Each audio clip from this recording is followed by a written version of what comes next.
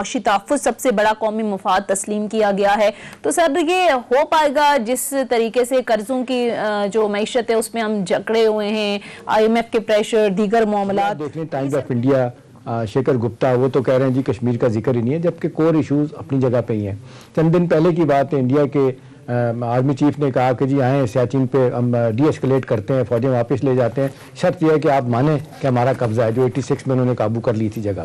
اب ظاہر ہم نہیں مان سکتے, کشمیر پہ نہیں بات ہو سکتی. ہاں یہ ایک پیراڈائم شفٹ ہے امتیاز جو مجھے لگتی ہے کہ بھئی اس ملک میں پڑھے لکھے لوگ یہ بات کر رہے تھے کہ جی کشمیر پہ آپ کمپرومائز کیے بغیر یہ جو آپ تجارت کی نہیں بات کرتے یہ نقصان دہ. ابھی دیکھیں نا جس طریقے سے 55 سال آپ دیکھ لیں امریکہ اور رشیا کے درمیان کولڈ وار رہی, اب چائنا اور امریکہ کے درمیان ہے. آج بھی آپ دیکھ لیں دونوں کی ٹریڈ $615 بلین کی ہے, $165 بلین کی ان کی ایکسپورٹ ہیں کیا کہتے ہیں امریکہ کی, اور ان کی امپورٹ $415 بلین کی امپورٹس ہیں. اسی طرح آپ چائنا کی اور ہندوستان $85 بلین کی ان کی ایکسپورٹ ہے. باوجود اس کے کہ آپ نے دیکھا کتنی لڑائی بھی ہوئی, کتنے اختلافات بھی پیدا ہوئے, دونوں آپ نے فرنٹ پہ آپ دیکھ لیں ہمارے ساتھ وہ لڑنے کی کوشش کر رہے ہیں. سوال یہ ہے کہ ہمارا اس سے نقصان ہو رہا ہے. ٹھیک ہے ایک اچھی بات ہے, لوگ ڈبل الفاظ میں بھی بات کر رہے ہیں کہ جی ہندوستان سے تو بات ہو نا, جو کہا جا رہا ہے کہ 100 سال تک کوئی جنگ نہیں ہوگی, آئیں بیٹھ کے بات کرتے ہیں. اب ہندوستان کا میڈیا کچھ لوگ تو اس کو کسی اور طرف لے کے جائیں گے. دیانتداری کی بات یہ ہے کہ میرا خیال ہے دونوں ملک سفر کر رہے ہیں, یہ دونوں کی جو پاورٹی لیول کہاں سے کہاں چلا گیا, بیٹھ کے فیصلہ کریں اور جو کور ایشوز ہیں ان کو سیٹل کرنے کی کوشش کریں, اور جب تک نہیں ہوتے تو کم از کم یہ کہیں کہ جی تعلقات تو بہتر کرنے کی کوشش کریں. آج دیکھنے ہندوستان ایک نیا سسٹم انہوں نے لیا ہے. ہمارے پرائم منسٹر صاحب تو بڑے خوش ہو رہے ہیں پریزیڈنٹ پوٹن سے بات کر کے. جب ادھر بات ہو رہی تھی تو امریکہ کا موسٹ ماڈرن, رشیا کا موسٹ ماڈرن سسٹم جو ہے نا وہ میزائل کا ہمارے ارد گرد وہ لگانے کی کوشش کر رہے ہیں. تو ہمیں دیکھیں یہ پوسچرنگ کا وقت ہے, فورن پالیسی لیول پہ ہمیں کوئی ایک بڑا جس کو کہتے ہیں تبدیلی لانی پڑے گی, پیراڈائم شفٹ لانا پڑے گا.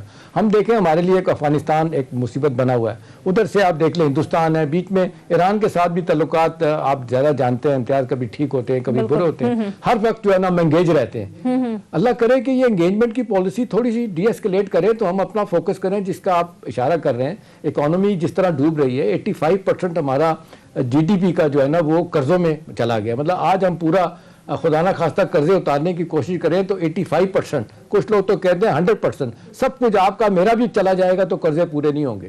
تو اب دیکھنے کی بات ہے, لمحہ فکریہ کہ بیٹھ کے کسی طرف آئیں کہ کس طرح اپنے پاؤں پہ کھڑا ہونا ہے. یہ IMF کے شکنجے سے نکلنا ہے, اور ہماری مشکلات ہیں, اس طرف ہم آنے کے لیے تیار نہیں. ادارے ہوں معذرت کے ساتھ, چاہے پولیٹیکل پارٹیز ہوں, سول سوسائٹی ہو, عدلیہ ہو, سب جو ہے نا وہ اپنے دیکھ رہے ہیں اپنے مفادات کیسے پورے ہوں گے. پروسیس میں ہم سارے لوگ سفر کر رہے ہیں. آن ٹاپ آف اٹ یہ جو اب کل سے خبریں آنا شروع ہیں, ہم گلیڈ کے امتیاز اس پہ کل پرائم منسٹر نے بھی بات کی, پاپولیشن ایکسپلوژن, جتنی تیزی کے ساتھ آبادی بڑھ رہی ہے, 3% کے قریب ہمارا گروتھ ریٹ ہو گیا.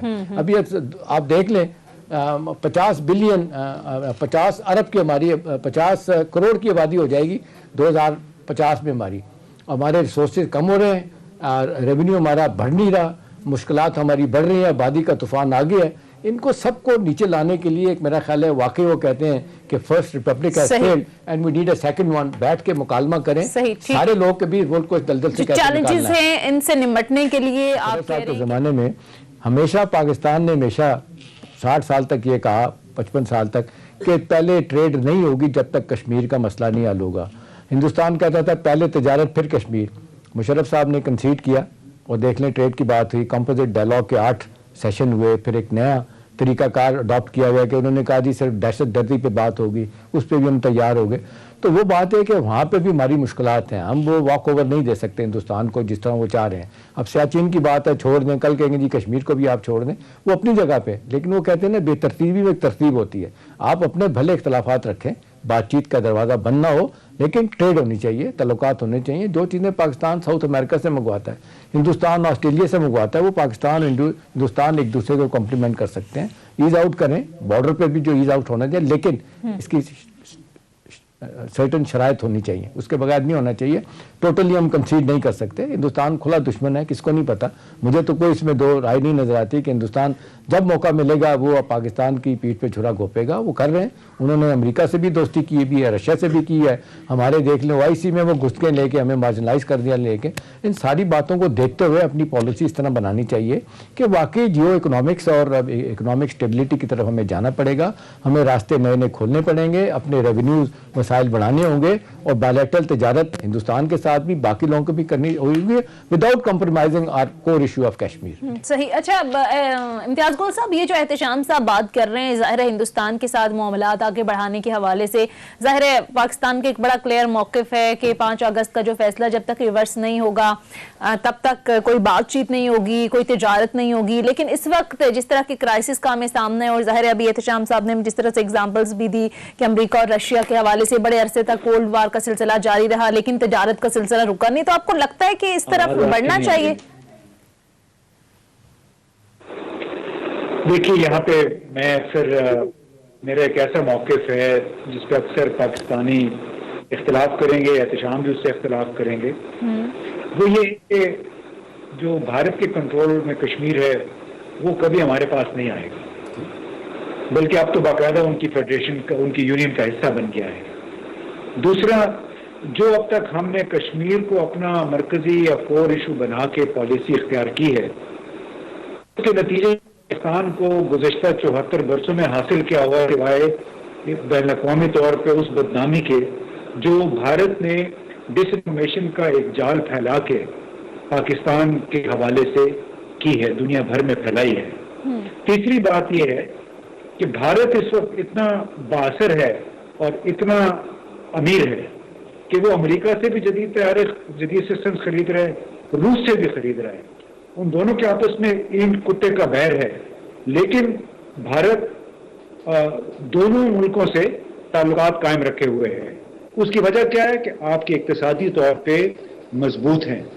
तो हमें जो पुरानी जो रिवायती सिक्योरिटी का हम कॉन्सेप्ट लेके हम आगे बढ़ रहे हैं, बहुत अच्छी बात है कि हमने इस नेशनल सिक्योरिटी पॉलिसी में जियो इकोनॉमिक्स यानी इक्तिसादी मामलात को तरजीह देने का अहद किया है, लेकिन उस अहद पे को अमली जामा पहनाने के लिए हमें 19वीं सदी का जो गवर्नेंस रजीम है, जो निज़ाम है पेपरा जैसे, जो हमारा जुडिशल निज़ाम, उस सबको तब्दील करना पड़ेगा। उसके बगैर कुछ नहीं होगा। और ना ही हमें, देखें कुदरती तौर पे भारत इतना बड़ा है और हम इतने बड़े हैं, हमें सिर्फ नाराबाजी करके यहां तक पहुंचने की कोशिश नहीं करनी चाहिए। वो एक बड़ा गैर रियलिस्टिक अंदाज है। तो हमें अपनी चादर अपने कद के मुताबिक काम और बातें करनी चाहिए। लेकिन इसमें एक चीज़ इम्तियाज़ अपनी जगह पे है, ठीक है, मैं आपसे ये करता हूँ कि हमें हमारी जो मुश्किलात हैं किसी और तरह की हैं, और ये भी बिल्कुल ठीक है कि कश्मीर हमें उन्होंने नहीं देना। ज़्यादा से ज़्यादा यही होगा कि ऑफिशियली ये हो जाए कि जी आपका कश्मीर आपके पास, हमारा हमारे पास।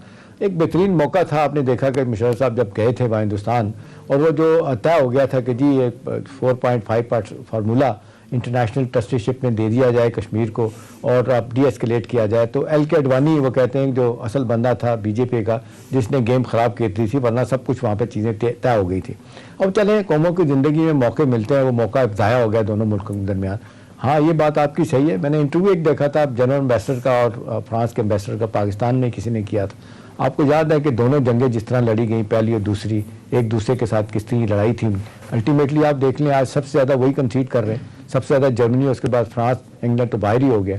वो आप देख लें 24 मुल्कों का ब्लॉक है यूरोपियन यूनियन का जो एक्सपैंड हो रहा है, वो कंसीड कर रहे हैं, अपने वसाइल उनको दे रहे हैं। और बार बार मैं एक दफ़ा जर्मनी गया था तो वहाँ पर उनकी लीडरशिप ने बताया कि हम बड़े डरे हुए हैं कि जी दोबारा से हमारे मुल्क में कोई हिटलर ना पैदा हो।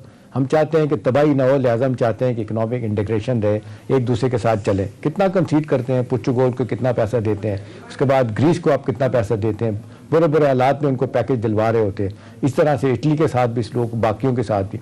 अब सवाल हमारा है कि हम किधर जाएं। अब ये भी तो इम्तियाज़ नहीं हो सकता कि हम आंखें बंद करके आज कह दें कि जी ठीक है हिंदुस्तान ले ले भाई कश्मीर, अब हम क्या करें। अब ये राइटली और रॉन्गली, बिटिंग और मिटिंग नहीं, ये मसला इस हद तक चला गया है। अब इसमें तो यही है, कुछ लोग कहते हैं कि जी BJP ये काम कर सकती है।